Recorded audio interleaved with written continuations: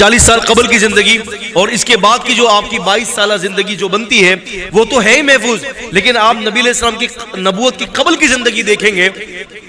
تو وہاں بھی اللہ کے رسول کے معاہدہ جو آپ نے جھگڑوں کے حوالے سے جو فیصلے کیے،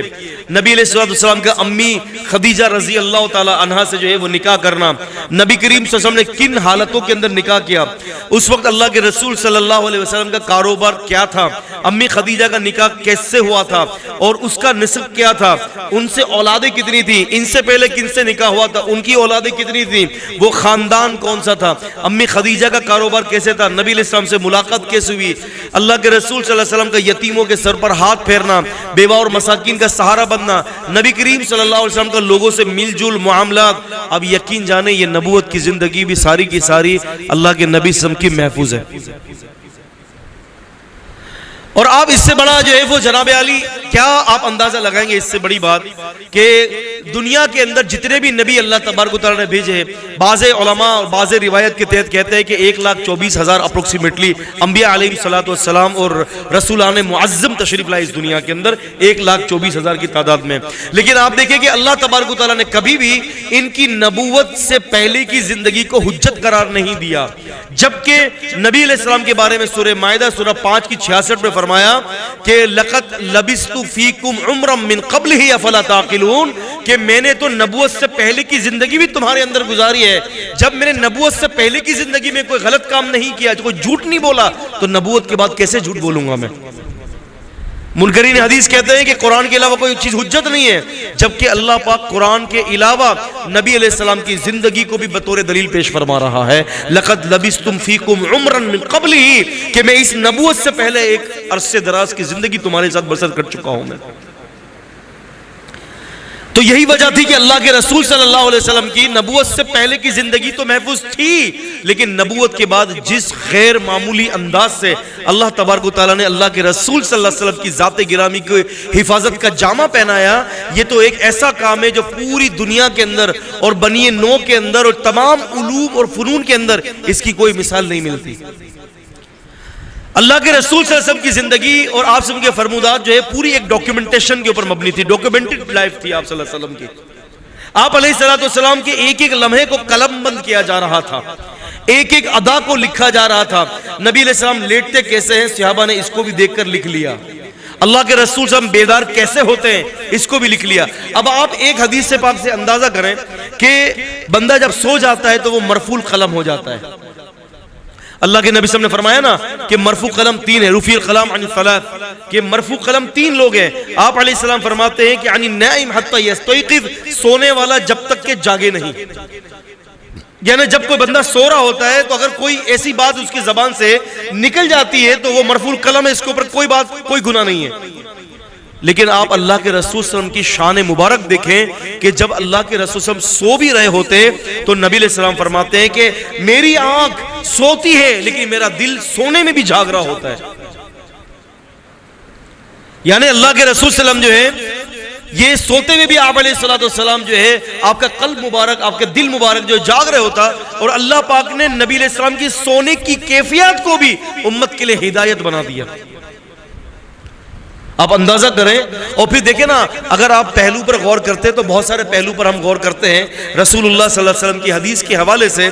ان کی حجیت کے حوالے سے اور اس کی ضرورت اور اہمیت کے حوالے سے۔ آپ دیکھیں نماز جو ہے وہ مدینے کے اندر آ کر جو ہے وہ فرض ہوئی ہے، نماز جو ہے وہ ہجرت کے بعد فرض ہوئی ہے، ٹھیک ہے نا؟ اس سے پہلے نماز پڑھتے تھے صحابہ اکرام، لیکن فرضیت کی جو اصل دلیل جو موصول ہوتی ہے وہ ہجرت کے بعد ہے۔ لیکن آپ یاد رکھیں کہ اللہ تبارک و تعالیٰ نے ہجرت سے پہلے بھی جو ہے رسول اللہ صلی اللہ علیہ وسلم کے لیے نفلی نماز یعنی تہجد کی نماز کو لازم قرار دیا تھا۔ نبی علیہ السلام اس کے لیے بھی کیا کرتے تھے؟ نماز سے پہلے وضو کرتے تھے،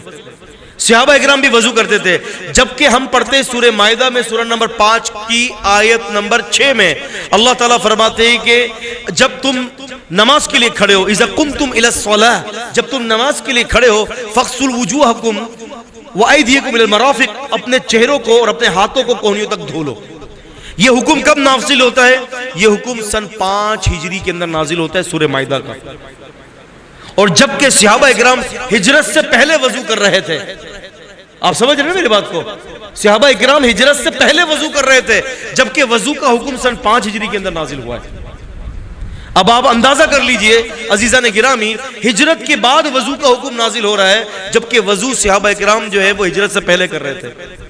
اب یہ اس بات کی کیا دلیل ہے؟ اس بات کی سب سے بڑی دلیل یہ ہو گئی کہ اللہ کے رسول صلی اللہ علیہ وسلم پر قرآن کے علاوہ بھی اللہ تعالیٰ وحی نازل کر رہا ہے.